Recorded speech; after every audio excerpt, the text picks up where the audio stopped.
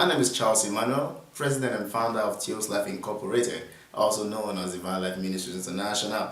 And I'm also the co-founder of Above and Beyond International, a capacity building and personal development outfit that is devoted to unveiling the realities of a truly higher life.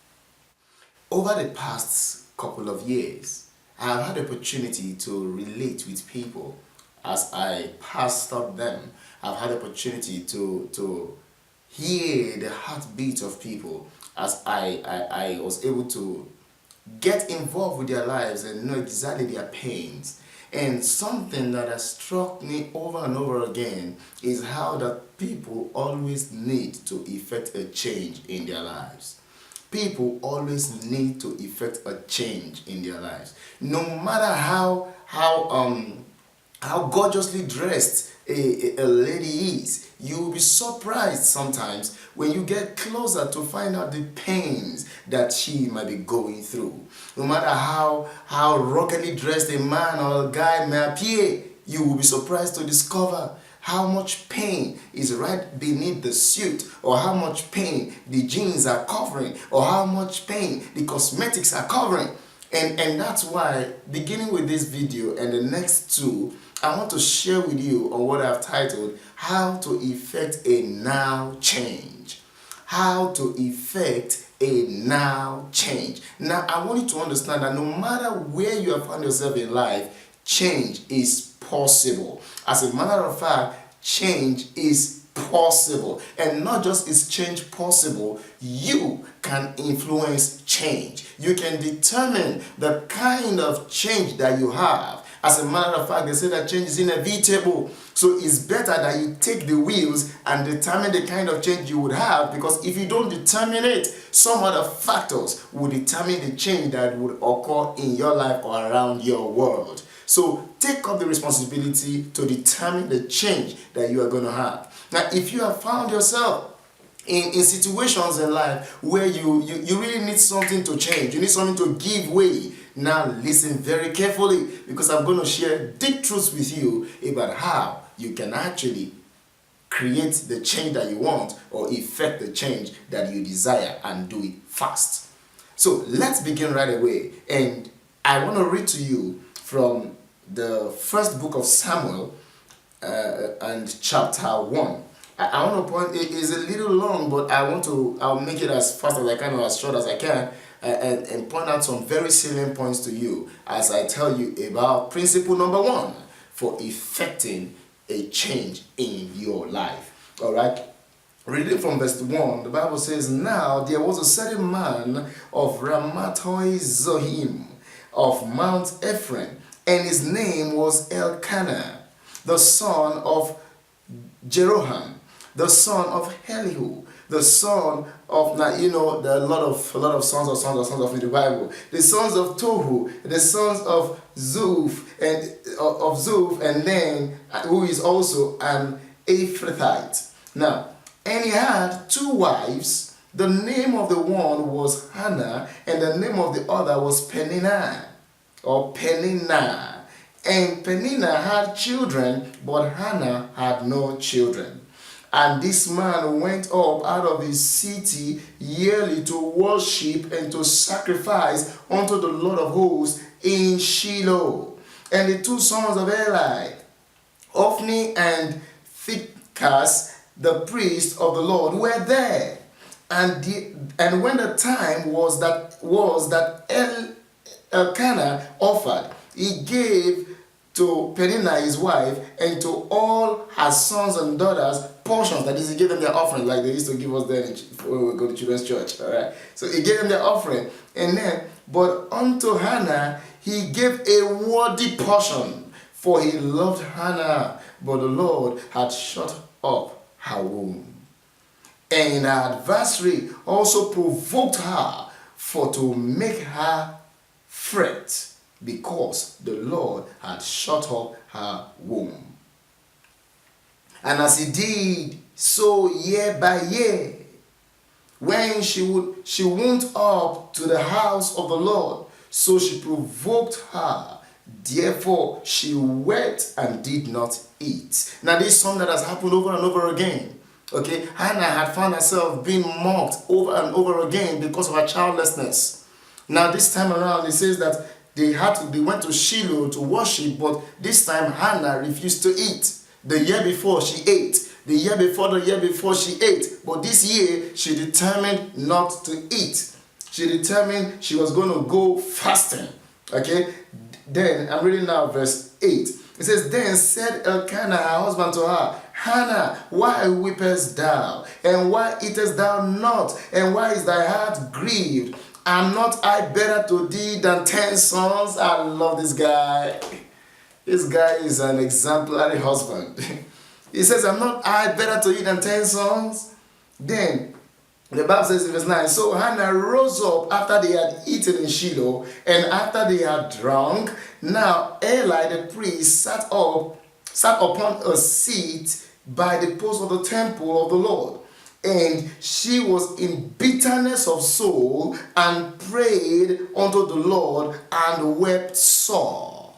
She was in bitterness of soul and prayed unto the Lord and wept sore. Now somebody said, well, if you want to effect a change, then do like Hannah did. Pray unto the Lord and weep and weep and weep and weep sore. Well, God doesn't respond to tears. I'm telling you, He doesn't respond to tears. There has to be something involved in the tears if the tears would move Him. Just tears He doesn't respond to just tears. There are principles. There are certain things that must be in place. Then if tear is involved, it might then work. But tears alone don't move Him. Remember, He's a God of principles. So Hannah prayed and wept sore. Now, look at verse 11. I want to point out the lesson here. Now, she vowed a vow and said, O Lord of hosts, if thou will indeed look on the affliction of thy handmaiden, and remember me, and not forget thy handmaiden, but will give unto thine handmaiden a man child, then I will give him unto the Lord all the days of his life, and there shall no razor come upon his head. Here is the point. Hannah had been coming to Shiloh for several years, but this year she determined it was not going to be Shiloh as usual. This year she determined it was not going to be business as usual. Listen, child of God, if you really need a change, then you must first and foremost determine to dissociate yourself from the status quo. You must be angry enough or desirous enough of the change that you want to dissociate yourself from the status quo. Now, beyond that, the principle I want to point out to you here is when Hannah prayed to the Lord. Listen to her language. She said, God, give me a man child. She didn't say, give me a child. She said, give me a man child. The word is specificity. The reason many are praying and fasting and crying and it isn't working is because they are not specific enough in their praying. They are not specific enough in their asking. It's not about whether you're asking or not, but what are you asking for? The guy said, I've been asking God for a job for the past 3 years. Okay, what job are you asking for? He said, any job, just any job. Hey guy, God doesn't give just any job. You've got to be specific. What kind of a job do you want? Okay, look at Hannah. She said, I want a man child. She didn't say, I want a child.